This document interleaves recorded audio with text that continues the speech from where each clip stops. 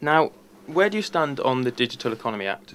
I have real concerns about it, and I have expressed those concerns. And actually, once again, I've really heard from those concerns because people have approached me, and people approached me, photographers and other people who are very concerned about the impact that this bill will have on what they do. When were people approaching you, though? Were people approaching you before the vote on the bill, or is this as a result? I think there's some confusion here, because the Digital Economy Bill, and this was quite wrong, the Digital Economy Bill was forced through during parliamentary wash-up. Yes, I'm aware of that. But and just to be clear on that, I mean, but first thing I'll say, the Digital Economy Bill, I think everyone would acknowledge, has a lot of good things in it, but it's the concerns, and this is absolutely the job that we as MPs have to do. We look at new pieces of legislation.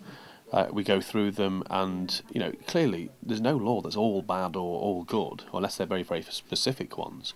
So there are lots of good things in the Digital Economy Bill, but there are real concerns, and concerns that I certainly think have not been properly addressed, and that there hasn't been proper parliamentary scrutiny. And I think it's an absolute disgrace that the government pushed this through during wash-up. I actually had written to Lord Mandelson, of course, was steering this bill through, even though, of course, he's not in the House of Commons.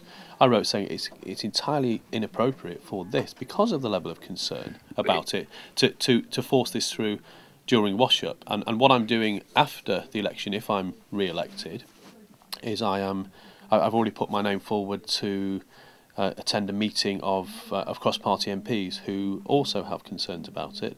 And we're going to see what we can do to amend and improve the legislation in the new Parliament. So I say my name is already on that list. But my main issue with this is, though, you didn't turn up to vote. You didn't vote. You didn't vote yes or no for when this bill... No, but you're talking about the wash-up. And this is what I mean. You clearly don't understand the parliamentary process. There are a lot of people who are involved in this campaign. It's been a very good campaign, fantastic example of how to use social media.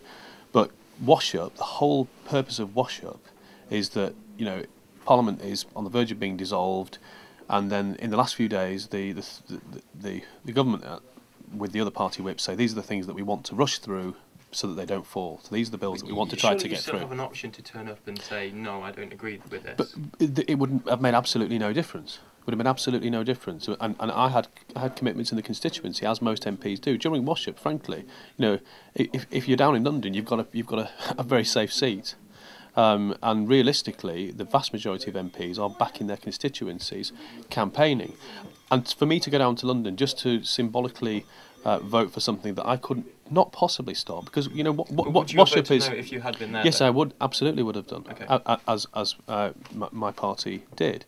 But wash-up is supposed to be a rubber stamping of the things that are non-contentious. And as I say, it was quite wrong that this was pushed forward in this way. And I did everything I can. And all I can do is raise it with the government and say this is wrong. And I hope other MPs did that as well. I don't know if they did or didn't. But it was quite wrong. So, I think that's quite wrong. And I understand people's concerns. But people don't frankly understand what wash-up is. And the fact that, there was not a chance at that stage to stop this. So, that's why we've got a cross-party group of MPs now after the election who are going to get together and do what we can to amend the legislation so that we can really have those concerns built in. And, I hope there's an opportunity to do that.